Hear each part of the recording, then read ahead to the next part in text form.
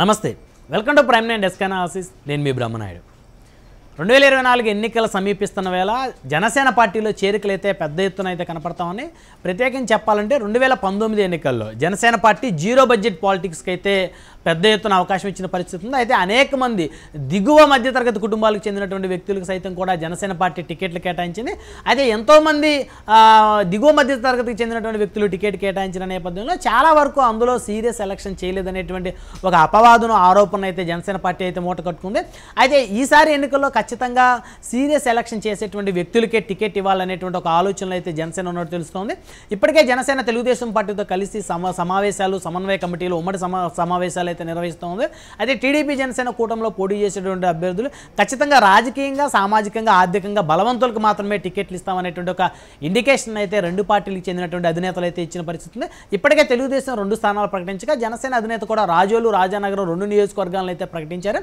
అయితే జనసేన పార్టీలో చేరాలనేటువంటి ఒక ఉత్సాహం అయితే పార్టీకి సంబంధించినటువంటి అభిమానులు అయితే పెద్ద ఎత్తున పెరిగిన పరిస్థితి ఉంది. ఎవరైతే వ్యాపారవేత్తలు, ఎవరైతే మాజీ శాసనసభ్యులు, ఎవరైతే కాపు ఉద్యమ నాయకులు ఎవరైతే ఉన్నారో వారందరూ కూడా జనసేన పార్టీకి అయితే క్యూ కడుతున్న పరిస్థితుల్లోనే ఇటీవల కాలంలోనే ముద్రగడ పద్మనాభం కుటుంబం కూడా జనసేన పార్టీలో చేరికైతే రంగం సిద్ధం చేసుకుంది.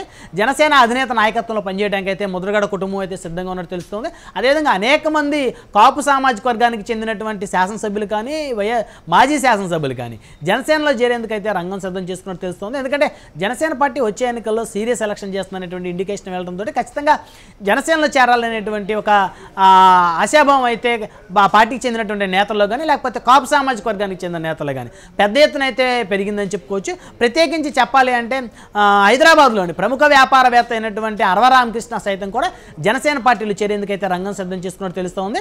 అయితే ఉమ్మడి ప్రకాశం జిల్లా, ఉమ్మడి గుంటూరు జిల్లా, ఉమ్మడి కృష్ణా జిల్లా ఈ 3 జిల్లాలకి సంబంధించినటువంటి 3 కాపు సామాజిక వర్గానికి చెందినటువంటి వైఎస్ఆర్ కాంగ్రెస్ పార్టీ శాసనసభ్యులతో కలిసి అరవ రామకృష్ణ జనసేన పార్టీలో చేరేందుకైతే రంగం సిద్ధం చేసుకున్నట్టు తెలుస్తోంది. ఇప్పటికే జనసేన అధినేతకి ఆ 3 శాసనసభ్యులకు సంబంధించినటువంటి వారి పేర్లను కూడా అయితే పంపినట్టు తెలుస్తుంది. జనసేన అధినేత కూడా సముఖంగా ఉన్నట్టు తెలుస్తుంది. ఆ 3 అత్యంత సౌమ్యులుగా క్లీన్ ఇమేజ్ ఉన్నటువంటి నేతలుగా అయితే పేరు పొందారు. ఆ 3 శాసనసభ్యులతో కలిసి అరవ రామకృష్ణ తొందరలోనే జనసేన పార్టీ తీర్థం పుచ్చుకున్నటువంటి పరిస్థితి అయితే ఉన్నాయి. అయితే ప్రస్తుతం ఆయన వేమూరు నియోజకవర్గానికి చెందిన నేత కావడం, వేమూరు అసెంబ్లీ ప్రస్తుతానికి రిజర్వ్డ్ అవడంతో అరవ రామకృష్ణకి ఎమ్మెల్యేగా పోటీ చేసేటువంటి అవకాశం అయితే లేదని తెలుస్తుంది. కానీ జనసేన పార్టీ గెలుపు కోసం ఖచ్చితంగా ప్రయత్నం చేయాలనేటువంటి ఒక ఇంట్రెస్ట్ తోటి అయితే అరవ రామకృష్ణ ఉన్నట్టు తెలుస్తోంది.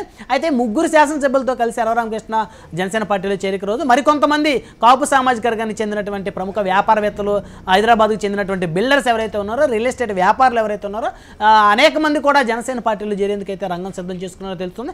మొత్తానికైతే జనసేన పార్టీ సీరియస్ ఎలక్షన్లు చేసేటువంటి క్రమంలో భాగంగానే జనసేన పార్టీలో చేరికలు కూడా అంతకన్నా ఎక్కువ స్థాయిగా సీరియస్గా చేరికలు అయితే చేస్తానని చెప్పుకోవడం ఎలాంటి అతిశయలేదు.